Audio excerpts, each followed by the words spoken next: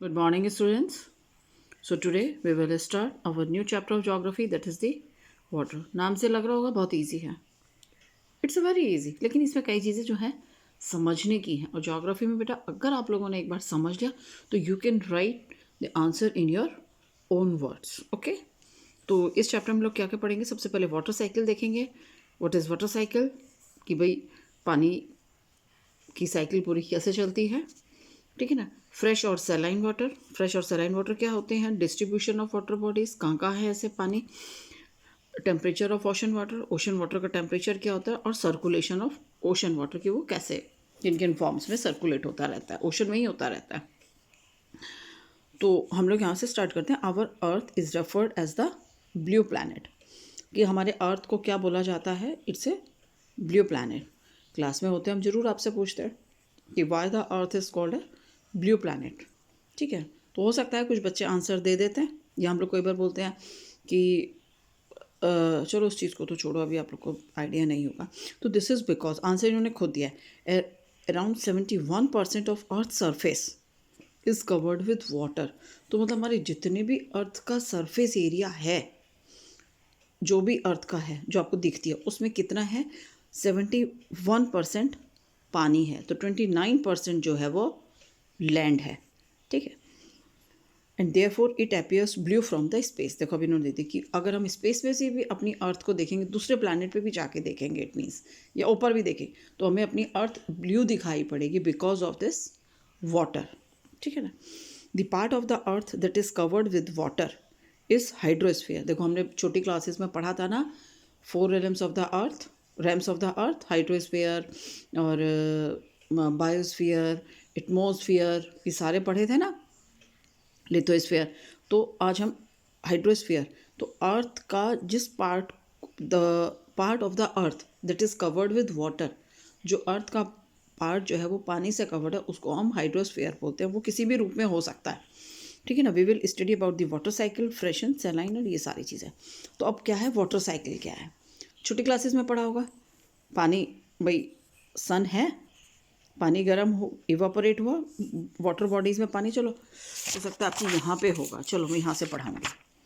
The continuous movement of water from the earth surface into the atmosphere and back again to the surface. पढ़ो दोबारा से. The continuous माने लगातार, movement, लगातार movement होते रहना. किसका. पानी का. कहाँ से. अर्थ सरफेस पे से. कहाँ जाता है वो मूव करके. एटमोसफियर में जाता है, जो एक रैम है अर्थ का. And again back to the earth surface, और फिर वापस अर्थ पे आ जाता है. तो इसको हम हाइड्रोलॉजिकल साइकिल या वाटर साइकिल बोलते हैं. अब इसको एक नॉर्मल उसमें समझ लो कि पानी का जो है वो किसी भी रूप में इवापोरेट होके पानी जो है ऊपर चला जाता है, एटमॉस्फेयर में चला जाता है, और वहाँ से वो फिर वापस अर्थ पे आ जाता है. और कहीं से तो पानी आता नहीं है ना प्लैनेट पे. तो अर्थ का यही पानी जो होता है वो रोटेट होता रहता है. तो that is called the water cycle. The water evaporates. ठीक है ना. आप पढ़ो. The water evaporates due to the heat of sun है and goes into the atmosphere in the form of water vapour. ठीक है. जितनी भी हमारी वाटर बॉडीज़ हैं, तो सबके ऊपर सन की लाइट आती है, हीट आती है. तो अब हीट क्या होती है. आप कपड़े बाहर सुखाते हो तो 3-4 घंटे, गर्मियों में तो 2 घंटे बाद कपड़े सूखते. सर्दी में सुबह सुखाओगे, शाम, सुबह आप सूखने डालते हो, शाम को सूख जाते. पानी कहाँ जाता है उनका. जो हीट है वो इवापोरेट कर से, सन की जो हीट लगती है उन पे, वो पानी इवापोरेट हो जाता है, भाप बन के उड़ जाता है, जो आपको दिखाई भी नहीं पड़ता है. वो कहाँ जाता है. वो एटमॉस्फेयर में जाता है. तो जैसे कपड़ों में से आपको जाता है, तो जितनी भी अर्थ पे हमारी वाटर बॉडीज़ है, वहाँ सबसे वो पानी वाटर वेपर्स के रूप में उड़ता है. As the upper layer of the atmosphere have a low temperature. तो अर्थ की जो अभी हमने सारी लेयर्स पढ़ी थी, जो इसकी अपर एयर लेयर होती है वो बहुत कम टेम्परेचर होता है यहाँ पे. तो अभी ये गर्म होके गया है वहाँ पे. ठीक है. और द वाटर वेपर कंडेंस. ठीक है ना. अब वहाँ पे अभी तो भाप के रूप में चलता जा रहा है ऊपर एटमोसफियर. तो जब एटमोसफियर की जिस लेयर में ठंडा आता है तब वो कंडेंस होता है, तो वो अपना रूप बदलता है. अब आप जैसे आप ये करते हो, इसको भगोने में रख के देखना. आपकी साइंस वाली मैडम ने भी हो सकता है समझाया होगा कि गैस पे बर्नर ऑन करके पानी रखो भगोने में, उसमें से जब खूब तेज हीट कर दो, नीचे से फ्लेम ज़्यादा कर दो, तो भाप बन के पानी उड़ने लगेगा. एक टेम्परेचर पे। उसके थोड़ी देर बाद आप क्या करोगे, उसके ऊपर लिड रख दो, ढक्कन रख दो। तो आप देखोगे वाटर वेपर्स को निकलने का मौका नहीं मिल रहा, जगह नहीं मिल रही। तो क्या हुआ, क्योंकि बर्तन ठंडा, जो हमने लिड रखी है, जो ढक्कन रखा है, वो वहाँ के टेम्परेचर से अलग है, ठंडा है उसके मुकाबले में। तो क्या होगा, वाटर वेपर्स जो है वो कंडेंस हो जाएंगी। टेम्परेचर अलग मिला, वो कंडेंस हो गई और वो वाटर ड्रॉपलेट्स के रूप में आ गई है। ठीक है ना। तो सेम हमारा प्रोसेस एटमॉस्फेयर में भी यही होता है। ठीक है, ड्रॉपलेट्स में चेंज हो गई जैसे लिड में चेंज हुई। तो these water droplets cling to each other to form. अब बहुत सारी जो, मतलब अगर आप पैन का ढक्कन जो है, आपने पैन पे जो ढक्कन रखा था, जब आप उसको 5 मिनट 10 मिनट बाद आप उसको उठाओगे, ऐसे सीधा करो, तो उसमें से खूब टप टप टप टप पानी ऐसे गिरता है। ठीक है, तो ऐसे ही वहाँ पे होता है। जो अब ये बहुत सारी ड्रॉपलेट्स जो होती हैं, जब आपस में मिल जाती हैं तो क्या बनाती हैं, ये क्लाउड्स का फॉर्म ले लेती हैं। ठीक है, और when the clouds get saturated, saturated का मतलब क्या होता है कि एक जितनी लिमिट हो जाती है बस। जैसे कई बार होता है ना कि भैया कोई आदमी गुस्सा करता रह रहा है सारे दिन, 1 साल 2 साल, या मतलब पूरे दिन भर गुस्सा हुआ, किसी किसी बात पे गुस्सा आ रहा है, फिर क्या होता है, मतलब किसी ने उसको जरा सा पोक कर दिया तो क्या, तो सारा गुस्सा उस पर निकल जाता है। तो अब उसके गुस्से सहन करने की लिमिट ख़त्म हो गई, तो वो सारा किसी पे गुस्सा निकल गया, या उसने किसी को डांट दिया बहुत ज़ोर से। तो यहाँ पे भी ऐसे होता है, जब क्लाउड्स की एक लिमिट ख़त्म हो जाती है पानी को, ड्रॉपलेट्स को अपने अंदर लेने की, तब क्या हो जाता है, तो वो सैचुरेटेड वो स्टेज आ गई कि उससे ज़्यादा वो पानी रख नहीं सकता अपने अंदर। तो that is they can not hold water any longer, अब नहीं रख पाता।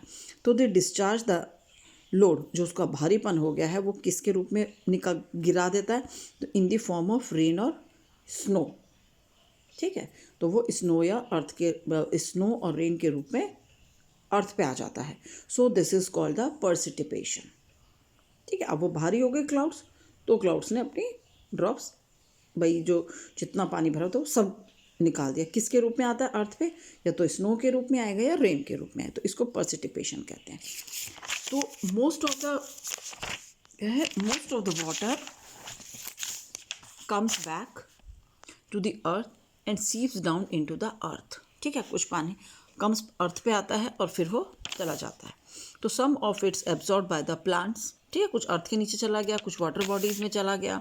ठीक है, कुछ प्लांट्स ने ले लिया। And some reaches the ocean again, और कुछ ओशंस में चला गया। भाई रिवर में गिरेगा तो वो चलते चलते वो ओशंस में मिलती है, तो वहाँ चला जाता है।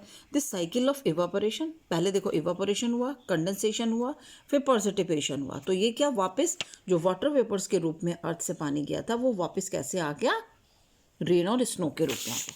तो ये देखो आपकी ये पूरा दिया हुआ है। इस डायग्राम को अच्छे से क्वेश्चन होगा जरूर, तो इस डायग्राम को बनाने की प्रैक्टिस भी करो। तो देखो ये एक वाटर बॉडीज दिखाई हुई है।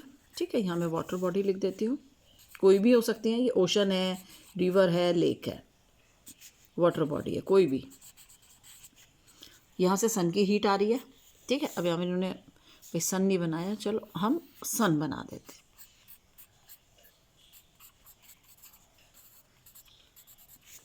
तो सन की हीट आ रही है, इवापोरेट हो रहा है पानी, पानी इवापोरेट होकर ऊपर चला एटमॉस्फेयर में। यहाँ क्या ठंडी लेयर है, कंडेंसेशन हुआ। ठीक है, अब इतना चलता चलता गया, अब जब यहाँ तक बहुत सारे ड्रॉपलेट्स मिल गए तब क्या हुआ, ये भारी हो गया, सेचुरेटेड हो गया, पानी को अपने अंदर नहीं रख सकता था, ये पर्सिटिपेशन कर देता है। अब देखो कुछ पानी अर्थ के नीचे चला गया। ठीक है, कुछ वाटर बॉडीज़ में वापस आ गया, ऐसे ऐसे ये प्लांट्स ने एब्जॉर्व कर लिया। अब प्लांट्स में से भी आप लोग उसमें पढ़ोगे ट्रांसपिरेशन होता है, यहाँ से भी पानी जाता है, लीव्स में से होता है ये। ठीक है ना, चलो ये तो आप लोग अपने साइंस में पढ़ोगे, इतना हमारे समझाने का वो नहीं है इसमें। फ्रेश, अब हमने पढ़ा था ना सेकंड टॉपिक, वाटर साइकिल समझ में आ गई। ठीक है ना, fresh and saline water. Okay, the water on the earth is found in ocean. ये सारे पानी कहाँ कहाँ मिलता है हमें, ocean, sea, river, lakes, ice caps, glacier, सारी चीज़ों में पानी होता है। The water is available on the surface of the earth in its two kind. जो हमें धरती पे पानी मिलता है वो दो तरीके का पानी होता है, एक फ्रेश होता है और एक सेलाइन होता है। कि मतलब सेलाइन बोले कि नमक खारा सा, उसको बोलते हैं। तो फ्रेश वाटर कंटेन्स वेरी, अब फ्रेश वाटर और सेलाइन में एक डिफरेंस बताया जा रहा है कि कहाँ कैसा मिलता है। तो फ्रेश वाटर कंटेन सेलाइन, नहीं sorry, fresh water contains very little dissolve salts. तो जो फ्रेश वाटर होगा उसमें बहुत कम मात्रा में नमक होगा। Although almost 3/4 of the earth is covered with water, अभी हमने बोला ना 79% जो है वो अर्थ पे जो है वो पानी है, ठीक है। तो इस तरीके से 3/4 अर्थ पे पानी है, तो only 3% of this water is fresh. अब देखो ना, हमारे 79% पानी है, हाँ सॉरी 71, सॉरी बेटा, I am wrong, it's a 71%। तो इसमें से 3% पानी क्या है, ओनली इज फ्रेश। ये 3% पानी क्या है आपका, फ्रेश है, ठीक है। Of this 2% is form. अब इस फ्रेश में से भी 2% पानी कहाँ कहाँ में मिलता है, इन द फॉर्म ऑफ हमारी अर्थ पर आइस कैप और ग्लेशियर्स के रूप में। एक बार मैं आपको फिर से समझाती हूँ, एक सेकेंड।